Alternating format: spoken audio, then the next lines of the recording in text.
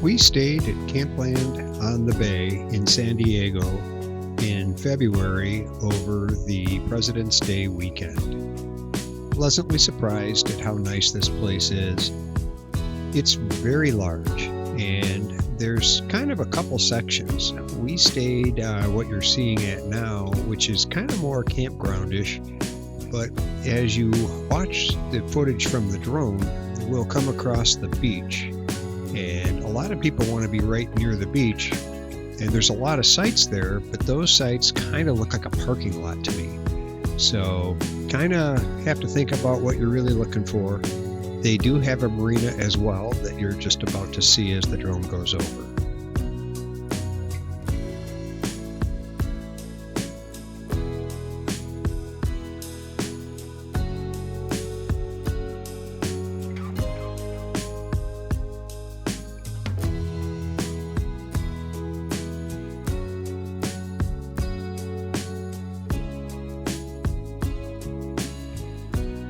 Here we see the beach and the, I would call them parking lot sites. I know that's not a fair description, but basically it's pretty tight quarters. But if you want to be right by the beach, that's the place you want to be.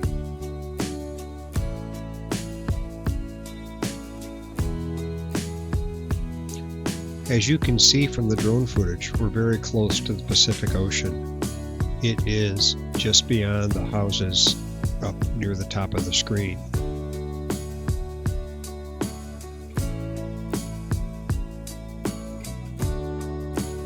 This is a little inlet from the bay. That's a pedestrian bridge at the very right of the screen, and we cross that to get to other spots we want to go to on our bikes. But that river's not really paddleable. It gets very shallow in low tide, and I noticed that there's some rocks right under that bridge, so I'm pretty sure that's as far as you'd get with a kayak.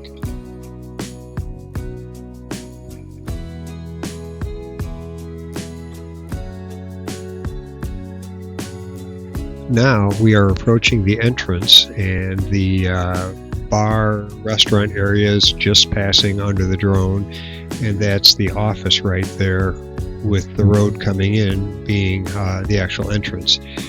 The two outer lanes are lanes to check in, and there's a center lane that you can just pass through to get in once you're checked in and coming and going from the park.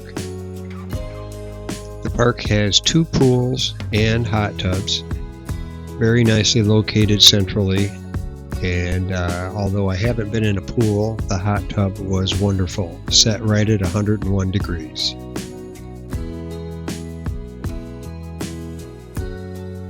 Just beyond that campground, you see a nature preserve that is basically dry at low tide, but has some water in it. You could probably paddle around during high tide. Here we show you a ride in at ground level to the entrance.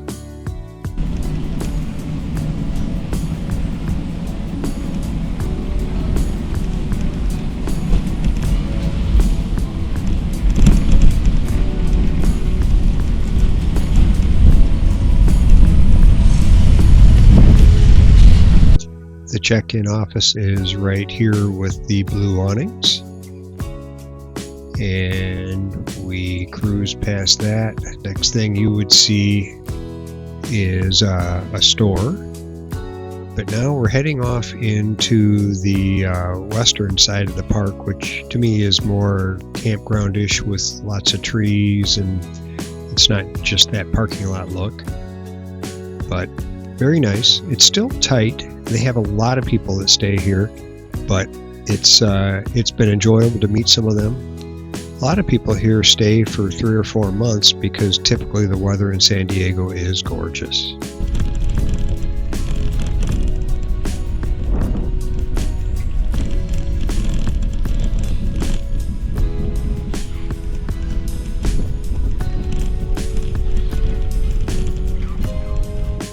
We saw all types of campers here at Campland on the Bay.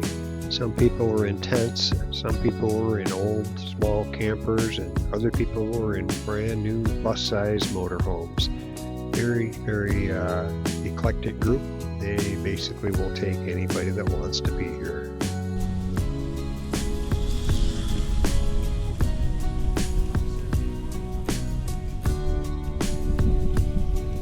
What's that? Sure did. Gosh, you know where we're going, and I was going to go the other way. We were in Site F7, and although not on the water, we were able to look out the window and see the bay at any time.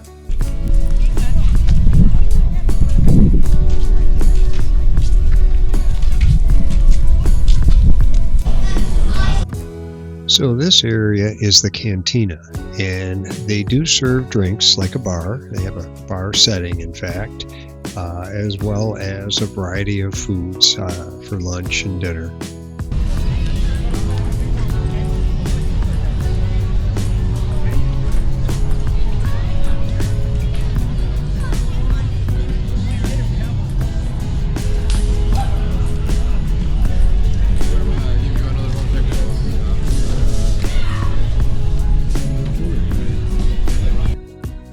There's a nice large grassy area where they had cornhole boards set up and people playing with frisbees and various other ways to entertain themselves.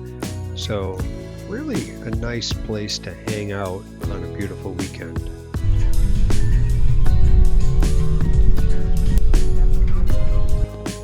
Here we see the beach along with a swim area and a raft that you could swim out to. Nice sandy beach, no real rocks. The marina is just off to the right there, and it's a pretty good sized beach. We walked down it. It's I don't know if it's a quarter mile, but it's a pretty good sized beach.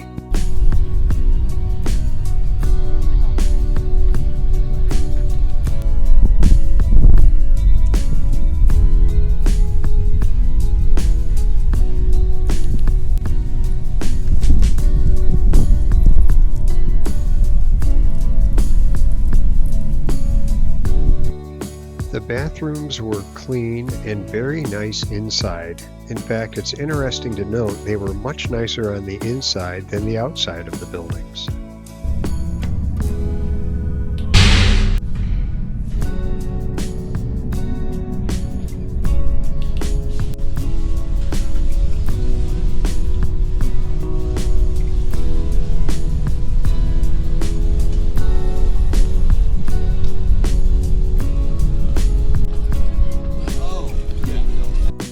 This is a view of the inlet on the easterly side of the campground. Obviously looks like it's got some setup for docks and such. Again, it's pretty shallow when the tide goes down, so I'm not sure that's really usable.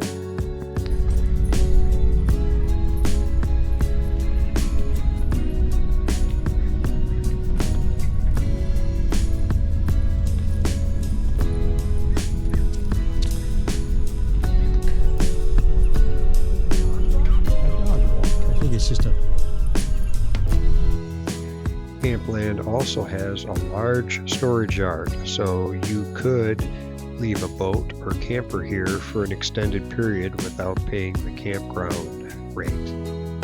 There is no proof. They also had several small dog parks.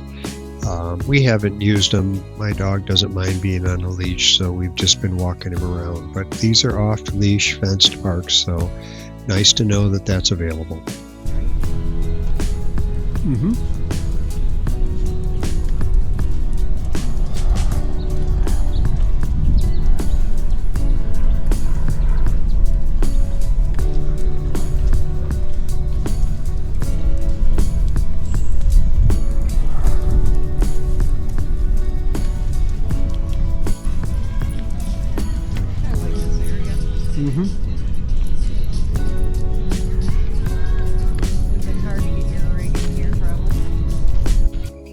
Huff and Puff Park is basically a playground for kids. Looks like the young ones would just love this spot.